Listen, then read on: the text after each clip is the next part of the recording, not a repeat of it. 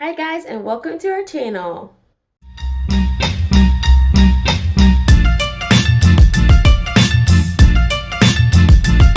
Alright, so today is going to be a welcome to our channel video, as well as letting you guys know about how we shipped our dogs to Germany. First, to get started, this right here is Sega. He is 1 year old. He will actually be 2 on October 28th, and he is a lot. He is a big baby. He wants to cuddle you and love on you and also tear up anything that he sees.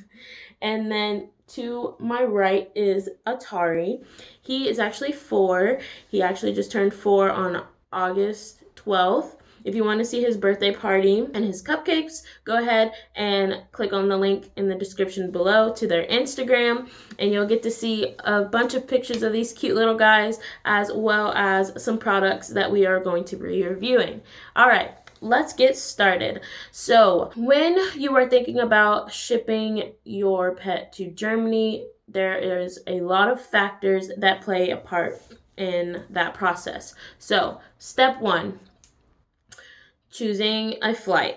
So if you are shipping your dog through military, which means you are on PCS orders, that means that you are going to live in another country, you need your orders before you can book your flight. You can choose whether you want to fly military or commercial. So military, both of our dogs would have been able to be on the flight with us, and it actually is supposed to be an easier process and a lot cheaper. But unfortunately, they had no slots available for these guys at the flight that we wanted. If we would have waited, or if I would have decided to stay back and waited until a flight became available for me to take both of the dogs, it would have been months. And my husband also didn't want me to have to worry about doing it by myself. So we decided that we were going to fly commercial, so that way we could go there, pick up our pets, and we could also be together. Because honestly, if we would not have done this together, it would have been so much harder. Like, oh my gosh. Even he said that. He said, I would not have been able to do this without you. Like, it's a lot. So just be aware. And it's a lot of money. Okay, so once you decide like what you want to ship your dogs with, you also have to decide what company, like what airline you want to take your dogs on. So we don't get to choose that if you're military. So we got American Airlines, and they were willing to ship this guy because he is a little bit smaller. I mean, he's still considered a large dog, but he's only 60 pounds, and like in the crate, it wouldn't have been more than 100, which is their max is 100. So for him, it would have only been $750 if we would have shipped him only and not taken Sega, but we did not want to separate them. We decided that we were going to ship them separately, or them together and us separately. So we were going to get there before them. It really just depends on the weight and the type of dog that you have. Little dogs, I know, are a lot easier to maneuver to different countries and on planes and whatever, because you can just put them in your lap, or you can put them in the little carriers under your seat. So it's a lot less of a hassle. Unfortunately, we have monsters, so that didn't work out. So it really just depends. So think about that when you are choosing a dog, or if you have to leave to another country, just be aware of that. All right, step number 2. This is optional, obviously, depending on your dog, but because we decided to choose commercial and our dogs are fairly large, Sega had to be shipped on a different airline. The only airline that would ship the dogs is Delta. So because he is bigger, we actually had to go through a pet relocator service to ship the dogs. So we chose Pet Relocator, which is actually their name, and they buy the tickets for your dog, and they check and make sure that they have availability on the dates that you need. So we decided that we were going to leave on June 16th. Well, we didn't decide. The military decided they were going to give us June 16th. So we wanted either our pets to fly out on that same day or a day after us. Pet Relocator, they do not ship pets on the weekends, I guess because there's no vet available. So they don't ship your dog on the weekends at all. So the 16th is a Sunday, so we had to ship them on the 17th, which is the day after. So we ended up shipping them unaccompanied, which just means that you have to have more paperwork and more things because your dogs aren't going to be with you. So someone else is in charge of your dog. So that's a big part. All right. Step number 3 is your flight plan. So Pet Relocator did a really good job with this. I will leave their link in the description below. So they printed out an entire itinerary for our dogs. When was their flight, when they were going to get to the airport, when their last meal was going to be, all of that stuff. So they let us know that stuff, and we had to get them there. They also do pet pickup, but they ship out of Atlanta, and we lived in Kentucky at the time. So we had to drive our dogs to Atlanta the day before our flight to take them to a location. So technically they were staying behind 2 days, because we left them on the 15th. We drove them on the 15th, that Saturday. It's the boarder who was going to hold them and take them to the place. So we took the dogs from our house to the boarder. The boarder went over all the paperwork with us, made sure all the dogs were ready to go, and they actually feed your dog for the last time, take them out, check them over, and put them on the plane. Like, that's their job. So Pet Relocator works with that boarder so that your dog gets to your plane safely. Boom. We left literally the next morning. Our flight was at like 12, and our flight actually got delayed, but we still made it. But our flight was at like 12, and we got there the next day, I think at like 7. We got to Germany the next day at like 7, and we had a whole day to wait for our dogs to get there. So we stayed in a hotel and waited for our dogs to get there.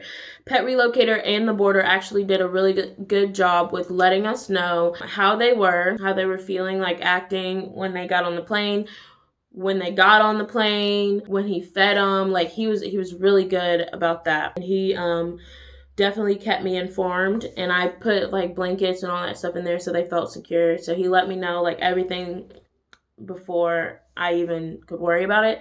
But then, because you're in another country, we turned off our phones because we didn't want any charges in the new country. So my mom actually was keeping in contact with the guy, and he was willing to work with us and like use her number and go between us two to make sure that the dogs were safe and all that stuff. And I know I bothered my mom so much because I was like, are they okay? Are they okay? But they worked really good with her to get information to me. And so she let me know that the guy let her know that they left, and he sent me their flight, and you're able to look it up to see, like, on the Frankfurt, that's where we went from Nashville to Frankfurt, and they went from Atlanta to Frankfurt. So Frankfurt, you can put in like your flight or whatever, and it tells you like how much time you have left until they get there. So we stayed in a hotel and we waited to that. You're supposed to be there like 2 hours before. And so we went to the airport and just waited.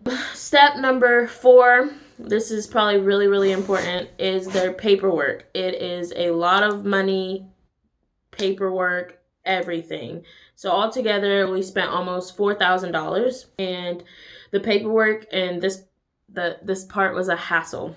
So I have everything on both of the dogs since birth. So I have everything they've ever done, ever taken, everything. So that made it a lot easier. Like, if you're more prepared for your dogs to go to another country, because they need all that information so that they make sure that they're healthy enough to travel. So we went to their primary care vet, which is the vet they normally go to, and we made sure she checked them over, made sure actually that they had enough flea and tick stuff to last when we got here before we saw the vet here. Sega is on pancreas enzyme, so we had to make sure he had enough of those, and I had to put the amount of pills he needed in all of his food bags, because he takes it with his food, so make sure he had all of those. And then any shots that they need, you have to get it a month before. So that was pretty important. Like their rabies shot, they can't have it a month before. So it has to be before that. And they also have to be microchipped before they get their rabies shot. So that's important, or they won't ship them. Or you can get your microchip after you get the rabies shot, but they're going to give them another rabies shot because that's just how it is. It has to be after. And then so we got all that from their regular vet, and then you have to schedule an appointment with a certified health certificate veterinarian. So for us, we decided to use the military veterinarian because it was easier and you don't need like another sponsor to sign off on it, which I thought was weird. So you have to have your regular vet and then another certified vet to go over it and sign it off. We didn't want to do that, so we literally just went to them, the military vet, and they get to sign all of the paperwork. So we went there, she checks them out, she reads over like everything from birth, basically, make sure they have all their shots, make sure they don't have any health concerns, and then she will sign all the paperwork. It's like 6 pages. I have it right here. And they tell you if they're able to get on the plane or not. Also, if they are going to be flying overnight, which our dogs technically did because they went from one time zone to the other, so it's a day difference. They let you know that, like, if they have any troubles with acclimation or anything like that, and you have to have that signed off as well. And it was also summer, so they have to, and this thing saying that they're able to be in only this certain amount of heat for more than, so theirs was no more than 75 degrees Fahrenheit without water for 4 hours. So they had to keep giving them water and stuff. But that really just depends on your dog and whether or not they are stressed out or not. So that's just how it goes. And then after that, that's around, I think I paid $140 for both of them to get their health certificate signed.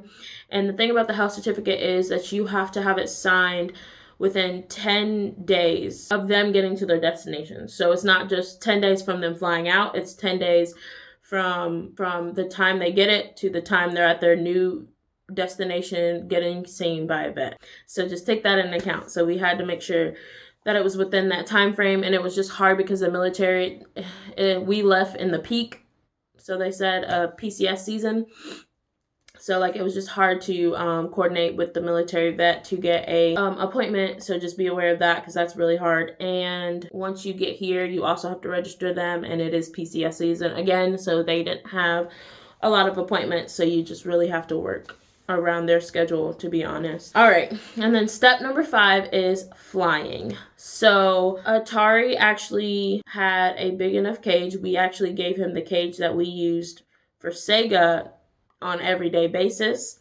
They have to have enough space in the front and the back and on the sides to turn around, lay down, stand all the way straight up, so headroom. And he had these ears, so it was that too. So it's the top of their ears, like even that. Also have to have a place to like lay all the way down like flat with their legs spread out. So we ended up giving him Sega's cage because Sega is taller and longer than Atari, and he weighs more. He's 110 and he's 65. So it ended up working out. But for Sega, we actually had to get a cage built for him that was big enough, tall enough, and wide enough for him to be shipped on a plane. And the pet relocator site actually came through with this as well.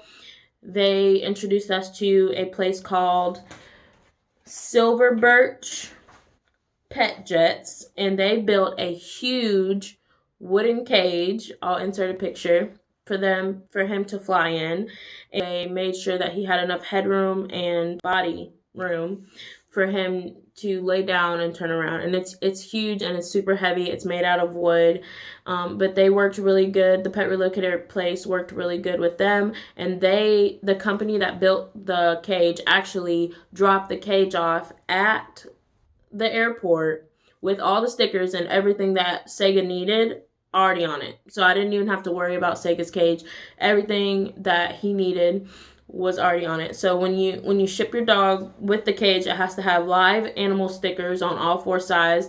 It has to have air holes on all four sides, and it has to have a water bucket and a food bucket, and then you can throw like pee or poop pads and a blanket and something like smells like you, which we did.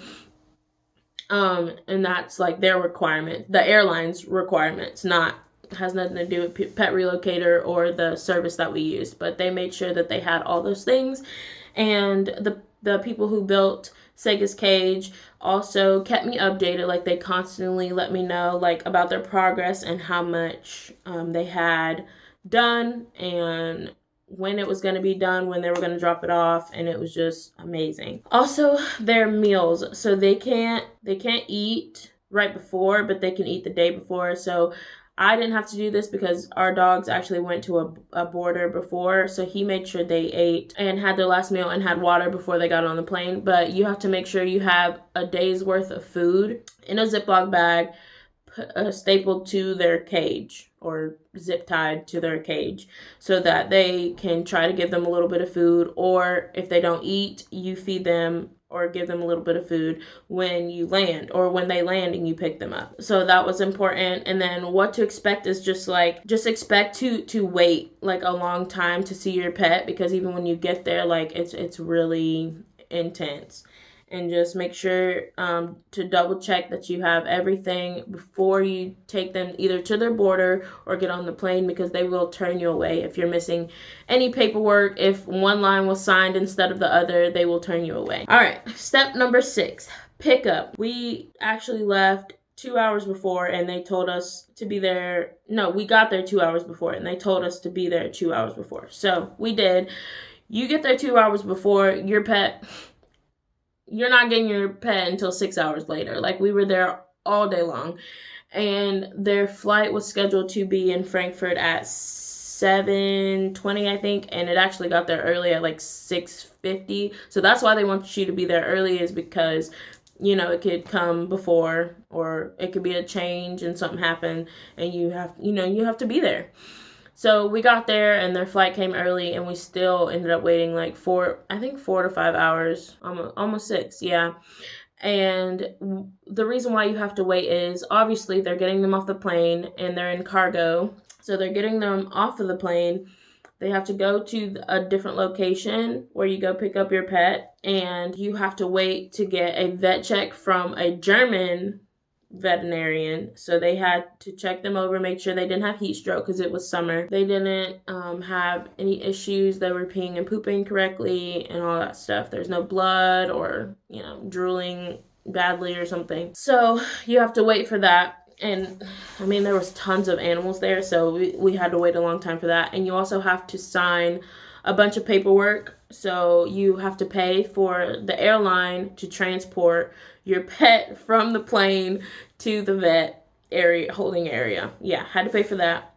That was like $100 and something. And then you have to pay for the vet to check them out. Like you have to. Like, it's not even a option. So that was like $120, and then the vet check was $130, I want to say. So that's not even counting the price that you just paid to ship your pets. You have to pay more when you get there just for the vet check and whatnot.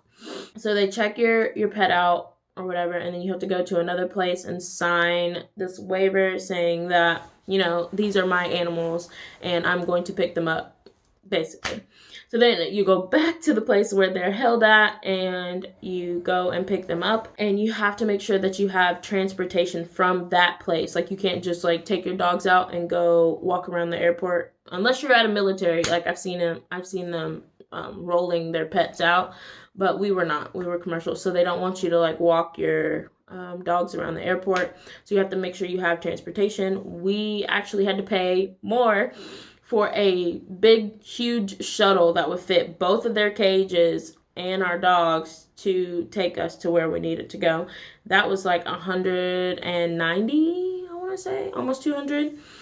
And they took us from the airport to the hotel that we had to go to for the military. So that's more money. So just be aware of that. And then food. So our dogs decided, I guess they were stressed out, and so they decided not to pee or poop when they got here. So I had to take them and walk them and make sure that they used the bathroom and drank a little water before we went actually 4 hours to our next location. So we made sure that they ate, and like Sega devoured his food, Atari, and then they drank a ton of water. And then I did make sure that they peed and pooped before they left. And then we took them and we shipped them. And then one thing that I know a lot of people forget is that last step is just making sure you give them love. Like, we were petting them and holding them and just letting them know, hey, you made it. Hey, you made it. You're okay. Like, everything's fine. Because they are stressed out. So you have to make sure that they're okay. But other than that, I think everything that we spent was just shy of $4,000. If you include everything, it was like $4,236 for the whole thing. So shipping them, the pet relocator service, the boarding, the vet when you got here, the vet when you're at home, all of that together. It is very expensive, and will I be more prepared next time? I definitely will, but it is a lot of work. But when you get them and you see them and they're fine, it's really all worth it. So if you guys have any questions about the companies that I used or anything like that, just let me know in the comments below. Also, make sure you check out their Instagram. Don't forget, it's going to be in the description below. And good luck. Have a good day.